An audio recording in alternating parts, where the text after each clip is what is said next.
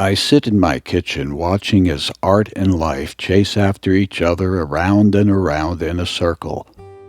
As they run, the circle gets closer to the center point, and when art and life merge into the middle, a new circle is formed around a new area of exploration.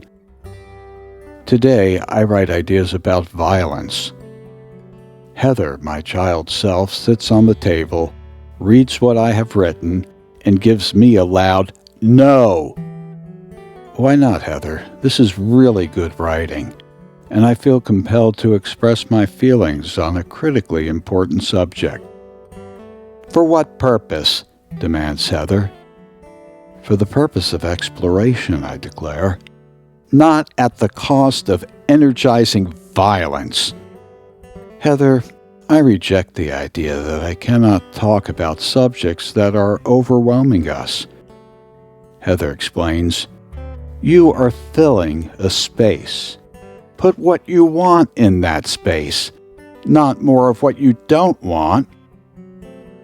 After Heather is done censoring my work, my most effective writing ends up sealed and unseen, and I argue over one line of extreme violence which I claim should be allowed for the purpose of drawing the circle closer to the center point. But I can't help but notice that the center point changed, and I no longer need any violence. Thank you for this ride. I'm taking Jocko to retrieve his car that was stolen from his house and recovered by police the next day. The car was spotted not far from where it was stolen, being driven around in broad daylight. It's crazy, I say, how this person did not seem to care if they were caught. Jocko expresses his annoyance. Now I have to pay $80 to get my stolen car back and take the morning off work. That feels like I've been robbed both by the criminal and the police. He laughs, but then turns serious. Our neighborhood is getting too dangerous, Josh. We may have to move. We arrive at the gate of the impoundment lot, and the officers ask to see Jocko's 2 forms of ID, and out come the laminated cards to identify Jocko.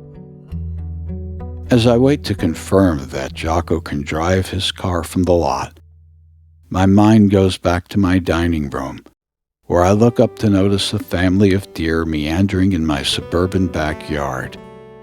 The deer are not hunted here, and they don't know or care about my property or which plants are mine. They travel together looking after each other, and life is their only business. They are not distracted by profit, hell, possession, litigation.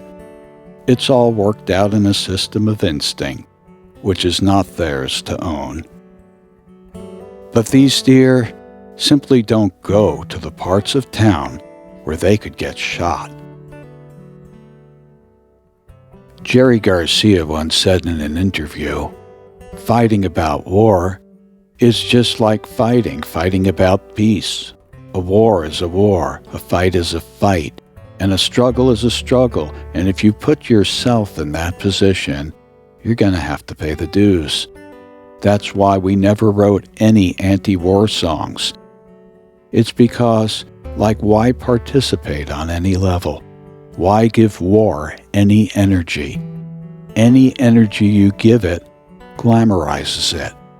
Any energy you give it, even to say that, is a bad trip.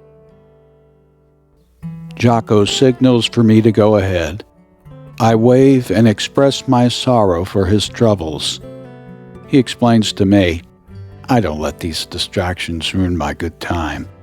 I go back to work, put my wallet away in a locker, and do a good job fixing cars for my customers. Life is my only business.